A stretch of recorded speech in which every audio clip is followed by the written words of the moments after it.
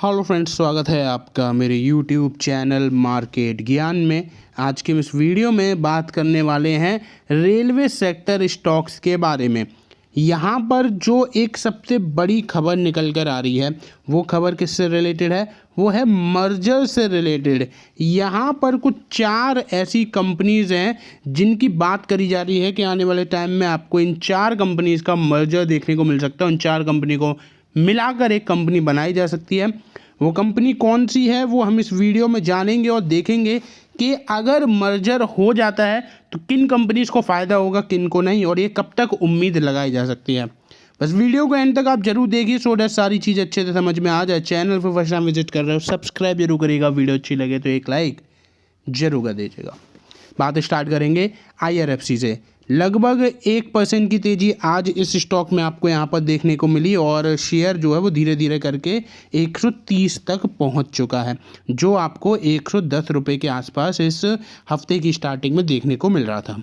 तो आज यहाँ पर वीकली क्लोजिंग है और पॉजिटिव हुई है। इस हफ्ते में अगर आप यहाँ पर देखोगे तो आपको चीज़ें जो हैं वो थोड़ी सी पता चलेगी कि इस हफ्ते में लगभग 9% की रिकवरी जो है वो इस स्टॉक में आपको देखने को मिल गई है। ये वीक इस पर्टिकुलर स्टॉक के लिए काफ़ी अच्छा रहा है और देखा जाए तो पिछले 4 ट्रेडिंग सेशन से आपको इंडियन स्टॉक मार्केट यानी कि अगर हम ब्रॉडर इंडेक्स देखते हैं सेंसेक्स और निफ्टी में आपको अच्छी खासी रिकवरी देखने को मिली है, जो कि एक थोड़ा सा पॉजिटिव साइन है कि यहाँ से आने वाले टाइम में रिकवरी हो जाए। लेकिन स्टार्टिंग वीक ऑफ अप्रैल थोड़ी सी दिक्कत क्रिएट कर सकता है, क्योंकि ट्रंप की तरफ से जो ऑलरेडी अगर आप देखते हो तो टैरिफ की बात कर दी गई है, जो कि स्पेसिफिकली लगेगा किस सेक्टर पर? ऑटो सेक्टर पर। ठीक है, तो वो आपको ज़रूर ध्यान में रखना चाहिए।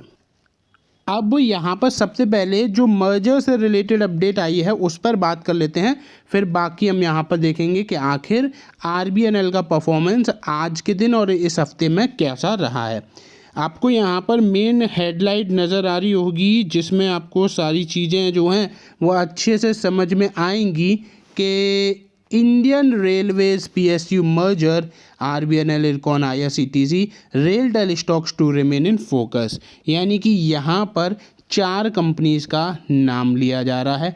RBNL है, इरकॉन है, IRCTC का भी नाम आ चुका है और रेलटेल का नाम है। यानी कि सबसे पहले तो एक चीज़ हमें क्लियर हो गई कि इस मर्जर के सिनारियो में IRFC नहीं है, तो IRFC के शेयर होल्डर्स को टेंशन लेने वाली बात नहीं है। बाकी की इन 4 में से अगर आपके पास कोई भी स्टॉक है तो फिर ये न्यूज़ आपके लिए बहुत ज़्यादा इम्पॉर्टेंट बन जाती है।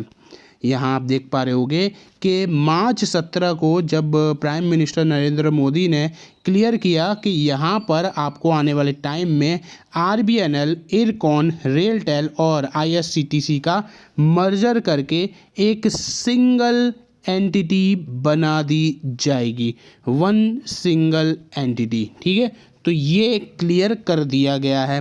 तो ये 4 कंपनीज़ के मर्जर आपको आने वाले टाइम में देखने को मिल सकते हैं। अब यहाँ पर मर्जर आखिर किया क्यों जा रहा है? क्वेश्चन है व्हाई दिस मर्जर नीड। यहाँ पर आपको देखने को मिल रहा है कि जो PSU कंपनीज़ हैं वो और ज़्यादा स्ट्रॉन्ग बनाने की बात करी जा रही है, और ज़्यादा एफिशिएंट, कॉस्ट इफ़ेक्टिव और कॉम्पिटिटिव इंस्टीट्यूशंस बनाने की बात करी जा रही है। और यहाँ पर इसी पर्पस को फुलफ़िल करने के लिए मर्जर का सिनेरियो बताया जा रहा है।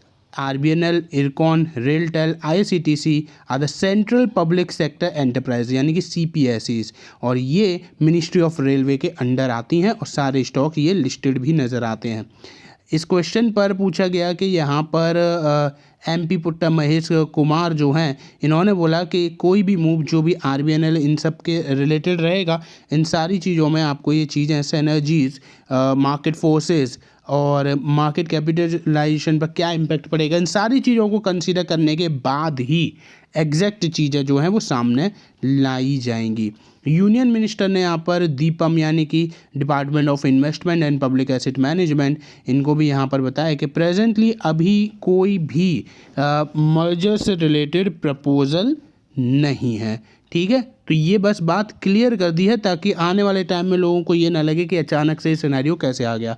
करेंटली कोई भी प्रपोज़ल नहीं है कि आखिर किस रेशियो में किसको मर्ज करना है, किसके यहाँ पर जो आने वाले स्वैप रेशियो है वो क्या रहेगा। ये सारी चीज़ें अभी कुछ भी क्लियर नहीं करी हैं, तो इस बात से अभी आपको रिसेंटली में टेंशन लेने की ज़रूरत है नहीं।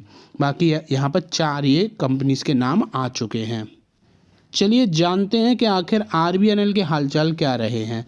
स्टॉक 350 से ऊपर ट्रेड करा। आज इसमें भी लगभग IRFC जितनी ही तेज़ी आपको देखने को मिली।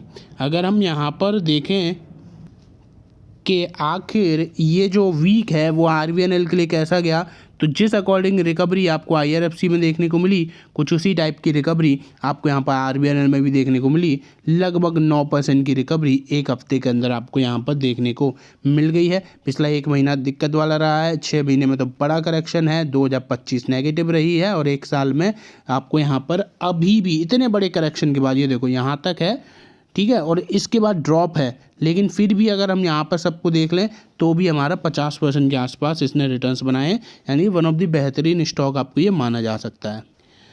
बाकी ऑर्डर्स लेने का सिलसिला जो है RVNL के लिए अभी भी चल रहा है। RVNL ने एक यहाँ पर 555 करोड़ का जो ऑर्डर है वो हासिल कर लिया है। वो कहाँ से मिला है इनको? National highway authority of India यानी कि NHAI की तरफ से।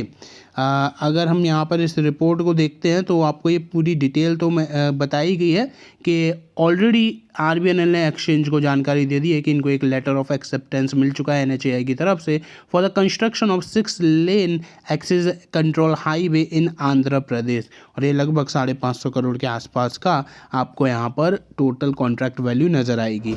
लेकिन अभी अगर हम यहाँ पर देखें तो जो टारगेट है इस स्टॉक का वो भी काफ़ी ज़्यादा आ चुका है। टारगेट आ चुका है लगभग 400 का, 400 का टारगेट जो है वो यहाँ पर दे दिया गया है, जो कि अभी जो स्टॉक ट्रेड कर रहा है लगभग 350-360 के आसपास। तो यहाँ पर टारगेट तो अच्छे निकल कर आ रहे हैं, और ये जो टारगेट की बात करी जा रही है वो है आने वाले 15 दिनों के अंदर, यानी कि 2 वीक के अंदर ये आपको टारगेट अचीव होते हुए नज़र आ सकते हैं, यानी कि रिकवरी के चांसेस अभी और नज़र आ रहे हैं।